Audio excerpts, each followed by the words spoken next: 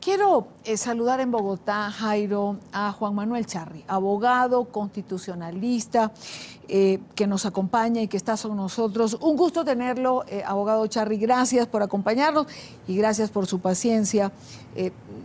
Habíamos acordado una hora, pero la llegada del Papa a Nueva York nos mantuvo a todos esperando. Gracias de verdad por acompañarnos. ¿Qué inquietud le causa a usted de entrada los anuncios hechos el día de ayer? Es decir, uno escucha a José Miguel Vivanco, por ejemplo, y dice: me preocupa la impunidad, que sea un acuerdo que está basado en la impunidad. Escuchamos a los negociadores del gobierno decir que el sentimiento que tiene que acompañar a los colombianos no puede ser un propósito de carácter punitivo y que se garantiza la no impunidad. ¿Qué le preocupa a usted hoy? Idania, televidentes, muy buenas tardes. Me preocupa particularmente que se incluya en la jurisdicción especial que se está creando o que se propone crear, que juzgue a los agentes estatales que no han participado en el acuerdo y que tienen unos supuestos muy diferentes a los del conflicto interno respecto de la guerrilla. Los agentes estatales en principio están cumpliendo funciones públicas y funciones de defensa del Estado y deben ser juzgados con unos presupuestos y unos procedimientos diferentes a los del grupo guerrillero. En esta jurisdicción especial que se anunció la jurisdicción y se anunció un tribunal. Ahora, ¿quién va a escoger este tribunal, Jairo? En estos momentos creo que no hay unas luces muy claras sobre ese particular, por lo menos de la última declaración que se dio en el día de ayer. Se habla que mayoritariamente va a estar conformado por colombianos, pero hay espacio, Idania, para personas o por lo menos unos jueces de un nivel internacional y un reconocimiento especial que harían parte de este sistema que acabamos de conocer. Pero, Idania, no tengo más información sobre cómo se puede ser el procedimiento de escogencia y si va a haber un juego entre algunos escogidos o por lo menos sugeridos desde La Habana o por lo menos integrantes de La Habana y el gobierno nacional, y cómo va a ser el trámite de ratificación. Doctor Charri, ¿cómo operaría este tribunal? Es decir, esto que va a crear, ¿quién lo va a crear? ¿Cómo va a operar? Bueno, Idania, otra de las preocupaciones es que todo esto que se acuerde necesita de una institucionalidad y unas decisiones jurídicas e incluso constitucionales. Eso quiere decir que tendrán que instrumentarse y expedirse las leyes, y será allí, en la ley o en la Constitución, dependiendo del rango que se elija, donde se tendrá que definir cómo se eligen los magistrados, y además tendrán que elegir a sus colaboradores, establecer sus instalaciones, y eso va a requerir algún tiempo, que es también motivo de preocupación. Ahora, yo no quiero dejar pasar por alto algo que usted ha dicho. ¿Por qué los agentes del Estado tendrían que estar en una jurisdicción aparte? ¿Por qué no podrían formar o estar dentro de esta jurisdicción especial que va a crearse? Bueno, se propone que estén dentro y eso obedece a una preocupación por una relación de inequidad. Mientras en Colombia en procesos anteriores miembros de la guerrilla han sido perdonados y han entrado a hacer política, miembros de la fuerza pública han sido condenados en la jurisdicción ordinaria apenas que superan los 30 años de cárcel, lo que genera una desproporción y una asimetría absurda. Eso ha llevado a plantear a que para los agentes del Estado debe haber una jurisdicción también especial y deben tener iguales beneficios. Yo lo que planteo es que no pueden juzgarse en igualdad de condiciones que el grupo guerrillero. Tienen que tener un procedimiento diferenciado y debe reducirse esa asimetría. No es justo que un funcionario del Estado que se excede en el cumplimiento de sus funciones tenga sanciones de 30 o más años, como ha ocurrido ya, mientras que los del grupo guerrillero, muchos terminen amnistiados, perdonados o con penas de 5 a 8 años de privación de libertad. Es decir, Jairo, estaríamos igualando, los agentes del Estado han cumplido durante un tiempo determinado una función de Estado, es decir, han combatido el crimen organizado, la guerrilla, han cumplido la función que el Estado les asignó. ¿cómo vamos a juzgarlo, como dice el doctor Charri? Es decir, en una misma jurisdicción. ¿Por qué igualarlos? ¿Por qué comparar? Tuvimos durante muchos años en Colombia una guerra contra grupos, organizaciones al margen de la ley. ¿Cómo entonces vamos a igualar de repente a unos y a otros? Y Dani, es inconcebible, y la preocupación que nos plantea el doctor Charri sin duda tiene un asidero político y constitucional. Hay que tener en cuenta que quienes representan como agentes de Estado la institucionalidad y de manera particular la materialización del uso de la fuerza son personas que tienen una investidura especial, que cumplieron una función, unas misiones y unos roles especiales establecidos por la Carta Política en defensa de la institucionalidad, en defensa de la sociedad civil y de manera particular de las personas que hacen parte como víctimas de este conflicto. De un momento a otro pensar que se pueden equiparar con sectores que se han involucrado en actos terroristas y de manera particular, quizás haciendo uso de términos jurídicos más precisos, personas que han terminado involucradas en violaciones a los derechos humanos, en crímenes de guerra y en otro tipo de delitos atroces sancionados a nivel internacional, no tiene parangón. Quizás una de las líneas interpretativas, Idania, que en diferentes eventos se ha tratado es la condición de combatientes. Como combatientes, algunos sectores consideran que esa calidad los pone en el mismo lugar de los combatientes de las FARC, pero yo creo que hay unas distancias gigantescas en términos jurídicos y en términos políticos.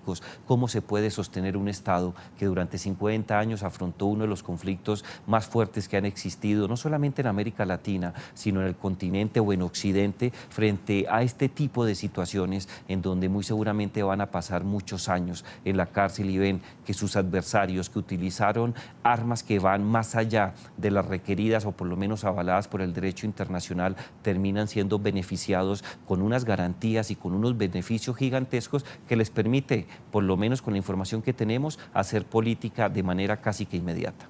Hay varios puntos y hay varias preguntas que tengo sobre la mesa, no todas las voy a poder abarcar, pero ya que Jairo mencionaba las armas, doctor Charri, se habló ayer de dejación de armas, sí, no de entrega de armas. ¿Esto es igual? Es decir, ¿tienen significados distintos? Si vamos a hacer la paz, si se va a firmar una paz definitiva, ¿no tendría que ser entrega de armas sino dejación? Son dos términos diferentes, Idania, por supuesto. La dejación implica que no las van a empuñar ni las van a utilizar, pero no comprende que las vayan a entregar. Esa discusión ya se había dado con la expedición del Marco Jurídico para la Paz, que fue una reforma constitucional transitoria, justamente para poder negociar con los miembros del grupo guerrillero, y allí también se habló de dejación de armas. Algunos pensamos que ese término es muy amplio y que no garantiza que cese la violencia por parte de esos grupos guerrilleros, porque la dejación podría implicar un término transitorio y que las volvieran a retomar si no quedaran conformes con el acuerdo. De manera que sí es más laxo que la entrega de armas. ¿Cómo entonces garantizar la no repetición, Jairo, si hay dejación y no entrega? Y Dani, es uno de los puntos más controversiales. Difícilmente existe un mecanismo que permita garantizar que ese tipo de medidas relacionadas con la no repetición se puedan materializar cuando no existe claridad cuál va a ser el procedimiento de dejación de esas armas. Algunos afirman que cuando se habla de dejación, realmente lo que estamos hablando es de la escogencia de un tercer actor, generalmente internacional, como ha ocurrido en otro tipo de conflictos, organizaciones que reciben las armas y se encargan no solamente de verificar que hagan parte de este tipo de grupos que se desmovilizan, sino de manera particular se encargan de su custodia y posterior destrucción. El otro término que estamos analizando, que es la entrega, también hay explicaciones sobre ese particular. Generalmente se entregan las armas cuando un grupo insurgente es sometido a la justicia, porque ellos consideran que si no han sido derrotados no le van a entregar las armas a su enemigo, que en este caso es precisamente la institución, el gobierno nacional y la sociedad civil colombiana.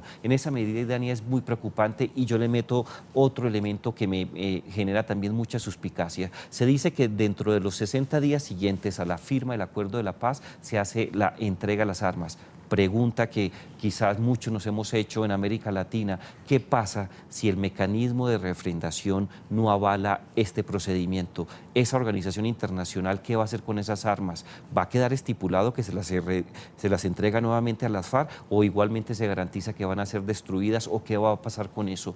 Ese tipo de elementos no han sido explicados con claridad en el evento de ayer. Vamos a la refrendación, porque nos han repetido, lo decía el presidente Juan Manuel Santos, lo decían los negociadores, hoy esto finalmente va a ser refrendado por los colombianos.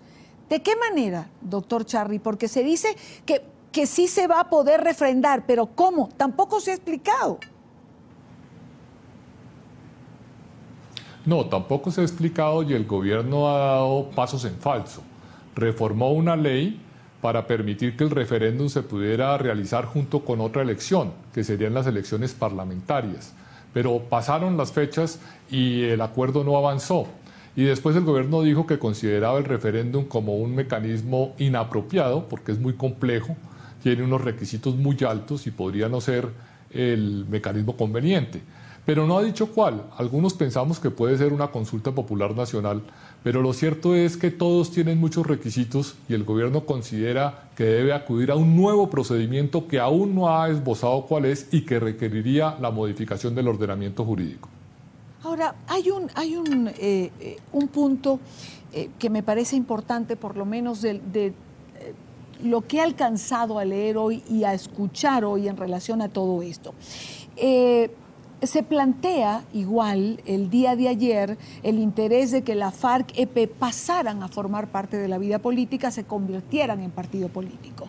Creo que es uno de los puntos que va a traer más polémica, y usted es constitucionalista, doctor Charri. ¿Cómo, es decir, ese tránsito a la vida política, el que los máximos representantes de la FARC pudiesen llegar, por ejemplo, al Congreso? ¿Cómo llegar al Congreso si entiendo que la Constitución señala que quienes han cometido crímenes de lesa humanidad no pueden llegar al Congreso? Y el señor fiscal de Colombia, Montealegre, decía entonces que se necesitaría una reforma constitucional. Así es.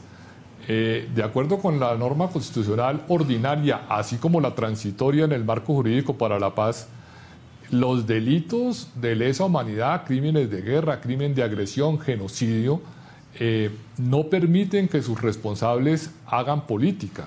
E incluso en el acuerdo que se suscribió ayer también se dijo que esos delitos de gravedad internacional serían de especial atención, investigación y sanción, y que no permitirían que sus infractores pudieran participar en política, porque los excluye de la amnistía y los excluye de la posibilidad de perdón, con lo cual está señalando que esas personas no podrían hacer política. De manera que las FARC podrá hacer política con personas que no sean responsables por esos delitos, y parecería que excluiría a los cabecillas o al secretariado o a los jefes de los frentes, porque ellos serían los responsables de esos crímenes. A menos que se planteara, como decía el fiscal Montealegre, que lo escuché en una entrevista, una reforma constitucional, Jairo. Así es, pues la información que tenemos, especialmente por las declaraciones que entregó, él dice que es necesario hacer una reforma constitucional para sacar ese impedimento que existe en estos momentos en la Carta Política y habilitar para que los máximos responsables, vaya ironía, no solamente no tengan sanciones de cárcel, sino que estén habilitados para hacer política casi que de manera inmediata. Y Dania, eso en términos muy precisos significaría o da a entender que la Constitución se puede tocar como quiera, al vaivén de los intereses no solamente de un gobierno nacional que está interesado, y creo que es un ejercicio legítimo encerrar un capítulo mediante la negociación política con el grupo de las FARC, pero que no tiene límites en estos momentos en materia constitucionales. Todos los presupuestos que tenemos hoy día se pueden tocar a tal punto que el fiscal en estos momentos no solamente anunció que se suspende la imputación por graves delitos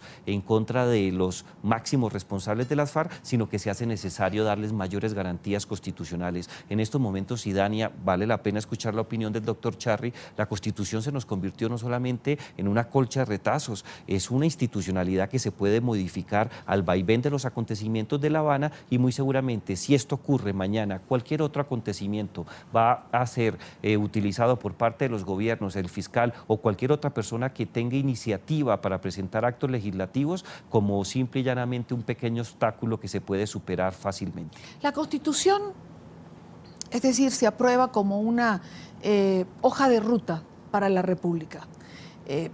Doctor Charri, usted me corregirá. La Constitución no puede ser buena para unas cosas y mala para otras. Es decir, es la Constitución que se tiene y que fue aprobada. Y en relación a lo que estipula la Constitución de quienes pueden hacer vida en el Congreso, se hace para blindar de que un delincuente o alguien que no tenga la estatura para compartir, digamos, con otros candidatos u otros congresistas que sí tengan méritos para estar allí, no se corre el riesgo de que puedan colarse. ¿Cómo pensar que expresidentes o excandidatos o congresistas de larga vida política puedan hacer vida en el Congreso con alias Timochenko, por ejemplo, o con otros, con Iván Márquez? Es decir, ¿ese es el nuevo pacto social que tendría que plantearse Colombia? No, no lo creo. Yo creo que en materia de delitos de lesa humanidad, pues está claro incluso en el documento que se firmó ayer, en el marco jurídico para la paz, que es la norma transitoria aplicable en este momento, que las personas responsables de esos delitos no pueden participar en política. El fiscal general de la Nación se equivoca porque iría contra el texto del acuerdo que se suscribió ayer, y se equivoca en inhibir las funciones que tiene que cumplir él y cualquier autoridad pública en Colombia mientras el acuerdo final no se suscriba. No olvidemos que la regla de juego ha sido que nada está acordado hasta que todo esté acordado. Es cierto que se ha avanzado en la negociación, pero el acuerdo no se ha firmado ni se ha llegado a que todo esté acordado, y las cosas deben seguir su curso. La Constitución establece limitaciones, y lo preocupante, Dania, es que hay un proyecto de acto legislativo en el Congreso que está simplificando el procedimiento para modificar la Constitución. Ese es el debate que hay que dar, porque si se requiere modificar la Constitución para los acuerdos de paz, tiene que mantenerse un suficiente nivel de discusión política y de aprobación con un procedimiento que garantice el análisis y la oposición, no que se restrinja a 3 debates cuando hoy son 8. La paz es digamos, la meta de toda Colombia, pero la pregunta es, ¿la paz a costa de la democracia? Es decir, no se pueden llevar las instituciones por delante, la Constitución, el Congreso, para llegar a la paz, para buscar atajos. Desde ningún punto de vista, Idania. Yo creo que durante muchos años, o por lo menos en el trayecto que llevamos de la discusión de los avances en La Habana, siempre se planteó que los colombianos tenían que quizás hacerse los de la vista gorda con el tema de la justicia, que muy seguramente la primera damnificada por cuenta de la suscripción de un eventual acuerdo iba a ser el tema de justicia. Pero fíjese, Idania, en estos momentos ya no solamente el tema de la justicia, también es el tema de la reparación a las víctimas, también es el tema de las garantías de no repetición, que no está claro cómo la FARC se va a comprometer a adelantar este tipo de actividades. Y ahora resulta que la institucionalidad y los principios liberales de la democracia colombiana, que es una democracia que en las últimas décadas ha tenido un crecimiento muy importante, un fortalecimiento especial por cuenta de la Constitución del 91, también se va a ver sometida a este tipo de vaivenes. Yo creo que todo tiene un límite, y si no se respetan los límites, si no se respeta la institucionalidad, este acuerdo puede naufragar, no solamente en un eventual mecanismo de refrendación, sino particularmente en lo que se conoce como el posconflicto, el descontento popular con los acuerdos de paz que día día a día se fortalece, no solamente en ciertos sectores colombianos, sino a nivel general, en todos los centros de debate y en muchos lugares del país, puede dar al traste con esta importante iniciativa. Aquí lo que se trata es de firmar la paz, respetando la democracia. Si te lleva la democracia por encima, así sea negociada, ¿qué podemos esperar y qué le podemos exigir a generaciones futuras que son conscientes de este tema y se dan cuenta cómo los gobernantes de turno irrespetan la institucionalidad y siguen adelante con sus intereses políticos? Doctor Charri, si hubiese que modificar la Constitución por algún planteamiento que hiciese, por ejemplo, el fiscal, que es el que he oído, lo menciono porque escuché una entrevista el día de hoy con el fiscal Montealegre, donde decía que se iba a requerir una modificación a la Constitución. ¿Cuáles son los pasos que hay que dar para modificar la Constitución? Actualmente la Constitución se puede reformar por 3 vías. Una, a través del Congreso, en un procedimiento parecido al procedimiento legislativo, pero dificultado. O sea, en lugar de 4 debates, tiene 8 debates. Otra vía es mediante referéndum, que era la vía de refrendación que se había considerado. Y otra vía adicional es por asamblea constituyente, que es la que está pidiendo el grupo guerrillero. ¿Ya terminó? Sí. Jairo. Y Dania, pues, en estos momentos yo creo que los mecanismos establecidos por la Constitución para reformar la Carta, como bien lo expresó el doctor Charri, están no solamente a disposición del Gobierno Nacional, sino que muy seguramente tienen que ser utilizados para refrendar este proyecto. Pero los bandazos que hemos escuchado en los últimos días no permite tener claridad y la certidumbre necesaria para determinar cuál va a ser el mecanismo para sacar adelante este tema. Y Dania, recuerde usted que las primeras declaraciones de Juan Manuel Santos siempre giraron en torno de utilizar el referendo. Luego se dejó entrever y en palabras del propio presidente Juan Manuel Santos se decía que podía ser casi que un suicidio político porque no se contaba con el número suficiente de personas para superar el límite mínimo de participación y tener la oportunidad de definir si fue por el sí o por el no la aceptación de los colombianos. Hoy día yo creo que ese mecanismo se ha perdido. Muy seguramente vamos a tener la oportunidad de ver cómo se reforma la Constitución para encontrar un mecanismo que no tenga tantos requisitos, es decir,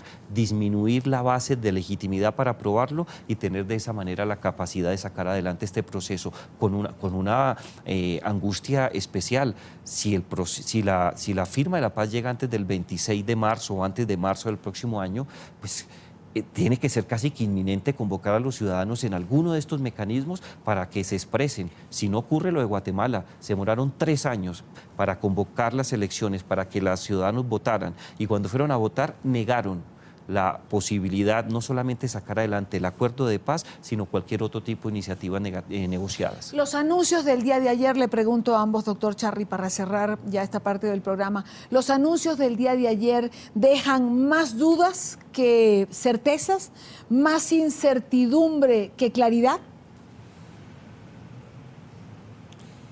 No, los anuncios de ayer son muy importantes. La FARC había dicho que no se sometería a la justicia ni aceptaría un día de cárcel. Lo cierto es que terminó aceptando la justicia transicional en unas condiciones razonables y ajustadas a los estándares internacionales. Eso es un avance. Sin embargo, quedan muchas dudas y cómo se van a adelantar las reformas legales y constitucionales para que eso sea posible.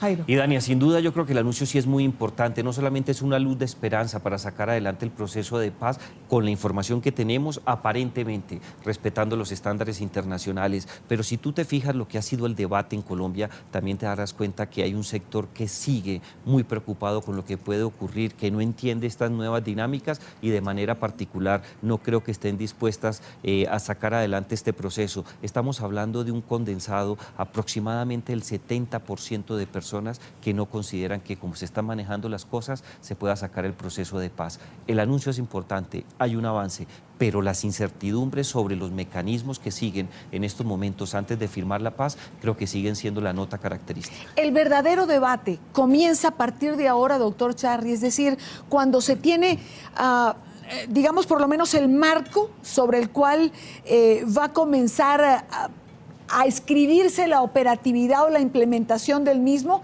¿es ahora cuando comienza ciertamente o se abre la puerta a este debate?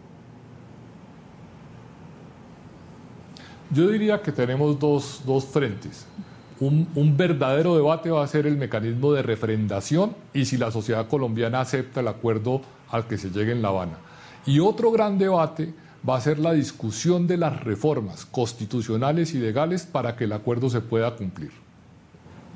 Y Daniel, yo creo que el debate no está abierto todavía. Hay que tener en cuenta que conocemos algunos aspectos relevantes en términos del gobierno nacional sobre los acuerdos en materia de justicia transicional. Otro tema que también hay que traer a colación. No creo que el gobierno nacional vaya a destapar todas sus cartas hasta el momento de la firma del proceso de paz. Creo que sería un desgaste muy fuerte que no solamente le restaría legitimidad, sino que le impediría tener la capacidad de llevar unos mensajes estratégicos que permitan a la sociedad civil convencerse no solamente de la importancia del acuerdo, sino de manera particular de ir a votar y refrendarlos positivamente. El verdadero acuerdo, Idania, solamente se va a dar, el verdadero debate se va a dar cuando conozcamos todos los acuerdos a que se han llegado. Conocemos una parte muy importante, sin duda elementos que son llamativos y que nos permite a los colombianos y en América Latina muchos sectores soñar con una Colombia completamente diferente, pero también hay sectores que no conocemos, hay algunos apartes que no se han llegado a conclusiones definitivas. Conocemos todavía el cascarón, no conocemos todo lo que se requiere. Quiero agradecer a Juan Manuel Charri, abogado constitucionalista, y a Jairo Libreros, analista permanente de NTN 24, por estar con nosotros en la tarde. Gracias a ambos. Doctor Charri, gracias de nuevo por estar. Mil gracias, feliz tarde. Igualmente para usted.